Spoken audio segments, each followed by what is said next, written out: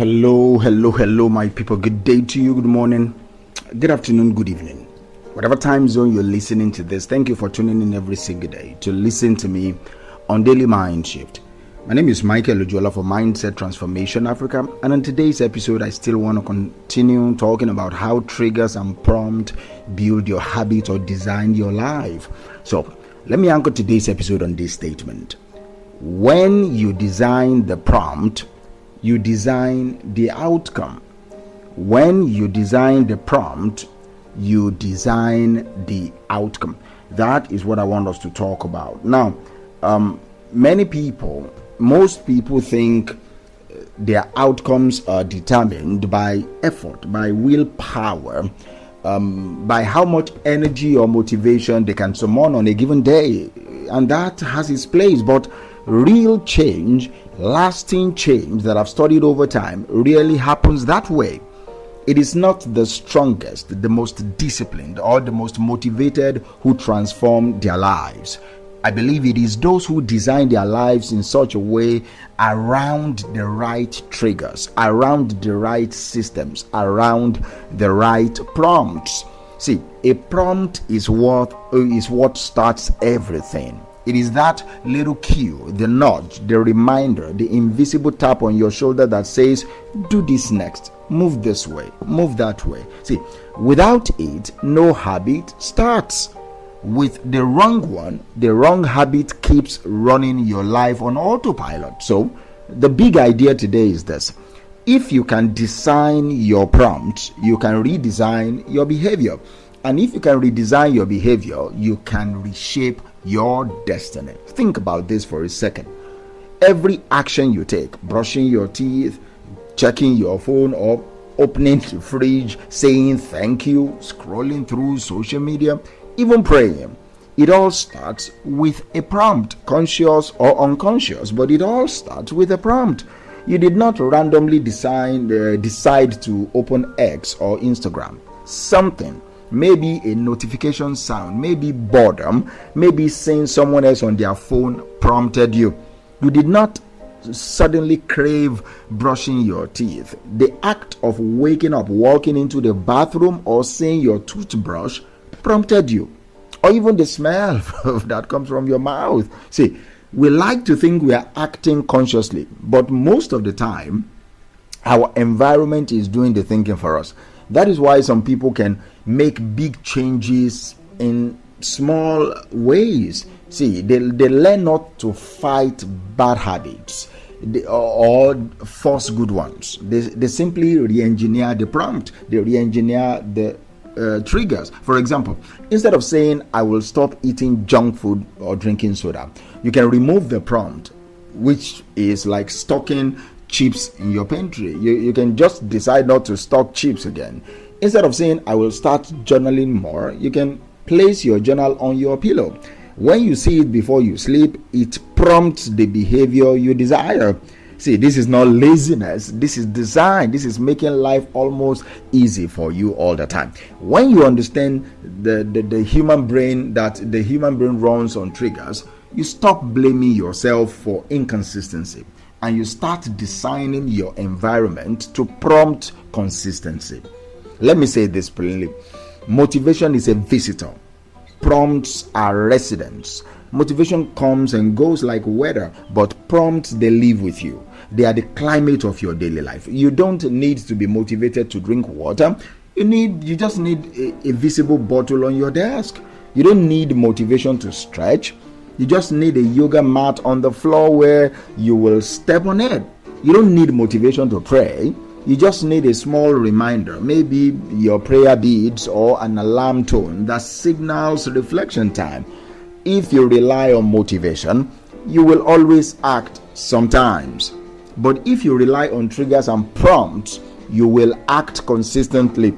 That is why people who make lasting change are really the ones who say, I will just try harder. No, they are the ones who say, I will make it easier for me to start. Prompts make something easier. And when starting becomes automatic, finishing becomes natural. Prompts make starting easier. Let's break this down a little further. Not all prompts are the same, all right? Every habit has a kind of trigger that makes it come alive, and you must notice them. These are the three major prompts that I believe drive your behavior every day. Number one is contextual prompt. Things in your environment. For example, a TV remote, a snack bowl, your phone beside your pillow. These objects cue specific behaviors. You see the remote, then you sit and watch TV. You see the phone, then you automatically scroll. You see your running shoes, then you remember to move. Your environment is constantly whispering suggestions to you, and your brain follows them automatically. Then we have internal prompts. These are your emotions, your thoughts, your sensations. Sometimes you are not triggered by your surroundings, but by how you feel. You feel lonely, then you text your ex. You feel stressed, then you grab comfort food. You feel bored, you open an app. Emotions are powerful prompts because they hijack your logic. Then we have social prompts. People and interactions. We mimic and imitate what is modeled around us. You start speaking differently when you are around certain friends. You eat more when others do. You start reading more when your circle discusses ideas. See, every human is influenced by the prompts that is created by other human beings. So when you look at your daily behaviors, you are really looking at a web of prompts, visible, invisible, internal, external, social, conscious, and unconscious, that guide your automatic actions. See, the real power lies in identifying them, because once you see your prompts, you can reprogram them. If you want to change your outcomes, you don't need to fight your behavior. You just redesign the prompts. And that's why I want to make this concrete. See, for example, if your goal is to read more books, don't rely on willpower. Place the book where your eyes go first, on your pillow, on your breakfast table, on top of your laptop. If your goal is to eat better, don't just say, I will avoid junk. No, change what your eyes meet first when you open the fridge. Move the fruit to the front, not behind your sauces or your leftovers. If your goal is to stop wasting time online, don't just say, I will be disciplined next time. No, log out after each session, all right? Or move social media apps off your home screen. You've just designed friction. You've designed what is called a prompt barrier. You see, behavior design is less about self-control and more about prompt control. When the right cue appears, the right action becomes easier to follow through. When the wrong cue disappears, the wrong action also loses oxygen that it feeds on. And here's the secret. Small design tweaks repeated every single day change your entire life trajectory. It changes your entire life path. Another interesting insight I want to discuss before we go today is your life's current results reflect what you've designed to be the easiest thing to do for you. If your phone is the first thing you see in the morning, your day will start with distraction. Believe me, I'm guilty of this. If your gratitude journal is the first thing you see, your day starts with perspective. If your running shoes are at the door, movement becomes your first impulse. If your remote control is in your hand, passivity becomes your first impulse. Do you understand me? Prompts quietly shape your priorities.